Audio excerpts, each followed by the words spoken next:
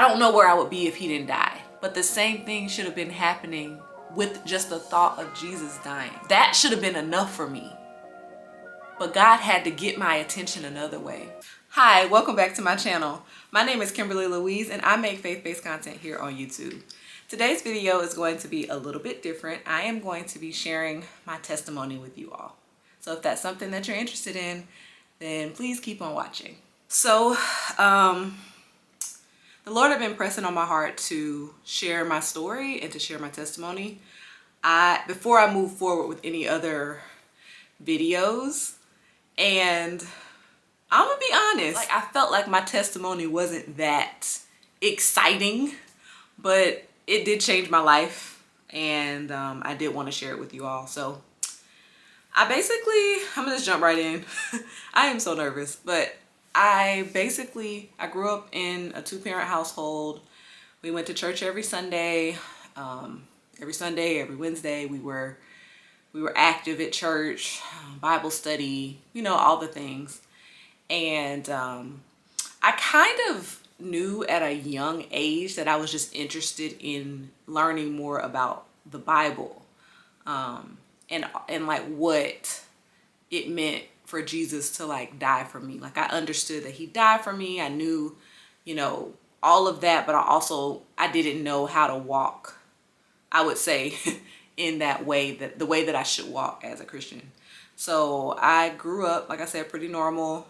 Not a lot really happened growing up. And then I remember I have a brother and a sister, and growing up, I am the youngest, so I'm the baby of the family. So I kind of grew up by myself. And I say that because my sister is 7 years older than me, and my brother was 4 years older than me. And so we weren't like we weren't close in age, so we weren't interested in a lot of the same things. And so a lot of my friendships and things came from school or things I was in, like piano or whatever else I was doing. And so, but I grew up with two siblings. I've learned a lot over these years, but I knew at a young age that I was just interested in learning about God and the Bible. Like I had a hunger for it, but I didn't know who to ask the questions I had to, because I grew up in a church where like asking questions, that was a big no-no. And so a lot of my experiences, I pretty much had made myself experience them because I couldn't get answers to the questions that I had because I was afraid to ask any questions.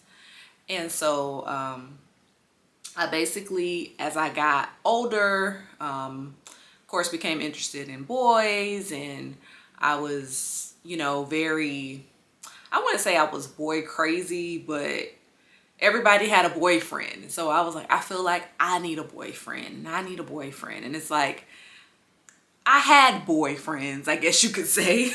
But I got to college and I got into a pretty serious relationship. One that I probably should not have been in, but I got into this pretty serious relationship and lost my virginity to that person. And I knew at the moment that I lost my virginity that it was the wrong decision. Now, I understood that having sex outside of marriage was wrong. Like, I knew that, understood that, all of that. But nobody ever explained, like, why is it wrong? And why do we have desires? And why do we, like, there was a lot of why questions for me. And so that decision led me down a path that was just far from the Lord. I was, you know, after I dated him, I was dating other guys, and, you know, sex was just a part of it. And I felt like that was the only way to keep a relationship. And then I remember the start of 2012, I was fed up with the last relationship I was in. I was like, you know what? I'm just going to be celibate.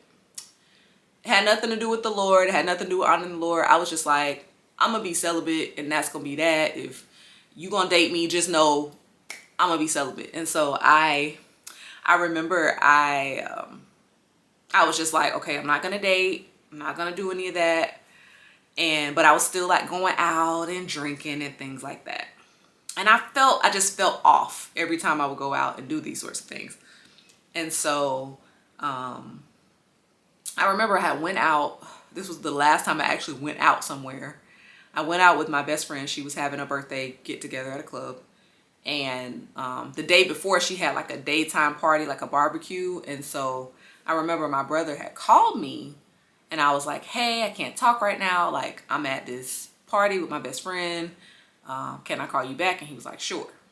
So the next day, well, that night we went out, and then the next day after everything, my brother just showed up at my house. And I was like, he never shows up at my house. Like, what's up, bro? Like, I'm home, but like, you know, what if I wasn't or whatever? He was like, oh, I just wanted to see you. I just wanted to see how you were doing. And he had gotten sick in my bathroom. Like, he just started feeling sick. And I was like, gosh, what's wrong? Like, what's going on? He was like, man, I don't know what's going on. I'm gonna just go home. I'm sorry. I was like, it's okay. I can clean it up. It's not a big deal. I mean, we all get sick. It ain't a big deal. So he left. I didn't think anything of it. I mean, it could have been food poisoning. It could have been anything. I didn't think anything of it. So probably a month after that, I was on the phone with my sister and we were just talking and we were like, man, like it feels so different today. Like, do you feel different? And I was like, yeah, I feel different. Like I feel weird. I feel like something's missing. We both said the same thing. And the next day we got up, all went to work. My mom called me and she was like, hey, she was like, have you heard from your brother? And I was like, well, no. But a little bit of context. My brother was the type of brother who he would go to Miami at the drop of a hat. Like, he was just that guy. Like, he would get on a plane, you know, he'll be in Nova Scotia. You just, you know, you never knew. So like when she said she hadn't heard from him, I was like, well, mom, you know how he do. Like, it's not a big deal. Like, I'm sure he's fine. I'll call him. So I called, he didn't answer. So my mom called me back and she was like, hey, a detective is here. And they say they want to talk to me about Robert. And I'm like, what? Like, talk to you about Robert? Like, what did he do? Like, I'm thinking of along the lines of like, he did something happened. We need to go bail him out. I'm on that path. So I was like, okay, fine. I'll leave work. I'll come to the house. So I left work. I came to the house and my dad and my mom were just sitting there. The detective got there as soon as I got there. And he just starts talking. And he said, the first thing he said, I remember it. He was like, you're probably not going to remember everything I say. And I was like, okay. So I'm looking at him and he's explaining to me that they found my brother. He had drowned and all of this stuff. And he's telling me, and I'm just looking at him like this. Still in the back of my mind, I'm like, what did he do? Let's go get him. We can just bail him out. Like, I'm not, at the time, it's not settling into my spirit that, oh, my brother is dead. He died. And I didn't cry. I didn't cry at first. I think I was just trying to process it all and I was trying to understand what was going on. I guess I was denying what was going on. I don't know.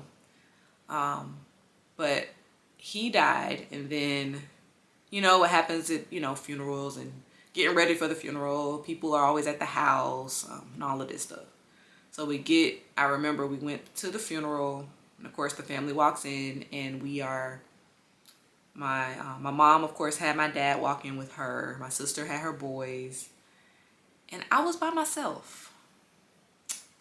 And I remember feeling so lonely because none of my friends could come to the funeral. The quote unquote kind of boyfriend, not kind of boyfriend, couldn't come to the funeral.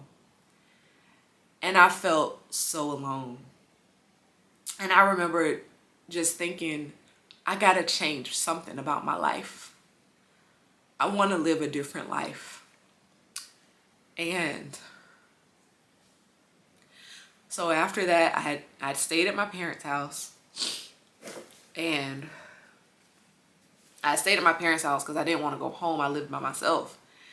And so I stayed at their house, and When I finally went home, I was like, okay, maybe I just need to clean up. I just need to do something. Mind you, at the time I did have a job. My boss was super supportive, super understanding. She told me to take as much time as I needed. If I needed to take a month, she was okay with that. She'll deal with the stuff. I would still get paid and all of that. It was just, God was so faithful during that season. And so I went home and I started cleaning. I have a tendency to clean. Like, if something has happened, I'm cleaning something. So that's something I do when I'm nervous or anxious or anything. I clean. And so I was cleaning up. I was going through stuff and I found this box. And it had like old pictures in it. And it was a picture of my brother and I. And I just started screaming and crying out to God. Like, why would you take my brother from me? Like, why would you take him? Why would you take him? I'm crying. I'm hysterical. And I heard the still small voice of the Lord say, trust me, Kim. And I'm still crying and upset. And I'm like, trust you. I trust you. But like, I don't trust this. You know, I don't trust what's happening to me. And he just kept speaking to me, trust me, Kim. And so after that, I then started to walk in a different direction. And so I titled this video, My Brother's Death Changed My Life, because if he had not died, I don't know what path I would be on. The reason I make these videos is because a lot of these resources and things that I've been showing you guys, they have helped me. Reading helped me so much during my grief. I was tapped into the word. I was trying to listen to every sermon I could find. I needed it. I needed the Lord, and I recognized that, Kim, you always needed the Lord. You just chose a different path. I just want to encourage you, like, it doesn't matter how long you've been walking away from the Lord. He will still welcome you back. He'll still be calling you to himself. He called me to himself. He changed my life. And it's like I said earlier, I knew that Jesus had died for me. And so when I say my brother's death changed my life, it's like I don't know where I would be if he didn't die. You get what I mean? But the same thing should have been happening with just the thought of Jesus dying. Like, that should have been enough for me. But God had to get my attention another way. I don't want him to have to get your attention another way and have you dealing with the worst grief of your life. My brother passed away in 2012 and it's been 11 years now. And I miss him all the time. But I truly do believe that all things work together for the good of those who love God and are called according to his purpose, because my life will never be the same. I don't want to live a lukewarm life. I don't want to be halfway in the church, halfway out of the church. I always tell people, we don't know how much time we have left. We don't know how much time we have left. I know you think you got all the time in the world to get it right. Get yourself together before Jesus come back. We don't have all the time in the world. And I have learned that if there is something that God has placed on my heart, I'm going to do it today. I'm not going to wait. If there's someone he's placed on my heart, I'm going to call him today. I'm going to text him today. I'm not going to wait, because God has a reason and a purpose for everything. And I am thankful that my brother died. Not thankful that he's gone. Not thankful that he's gone. Hear me when I say that. I wish he was here. I am thankful that I took his death and turned it into something positive in my life. And so after he died, I joined the church that he joined before he died. I started serving. I started getting into my Bible and understanding the Bible and just growing in my faith. And God sent friendships to me, and there's so much I could talk about. In college, I had met a friend, and he's the guy who I always talk about, my brother, and he's the one who ended up introducing me to my now husband. And that's because we reconnected at the church I went to after my brother passed away. So the friends that I have today, like, I met them at that church, and God just really used that season to show me like, hey, you are never alone. You might have felt alone walking down the aisle at your brother's funeral, but with me, you don't have to be. You're never alone. I'm always with you. I'm always with you. And so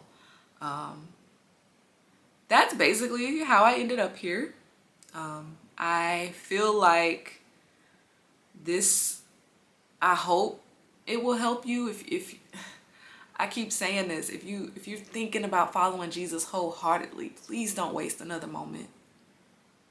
Please don't waste another moment. Follow him today. He will welcome you. He will welcome you into his family because he loves you so much. He loves you so much. It doesn't matter what you've been through. It doesn't matter who you were before. God makes all things new. All things. So thank you so much for watching this video. I hope that it was encouraging in some way. Remember that God is God and we are not. So we trust him and we let him do his thing. God bless y'all. See y'all next time.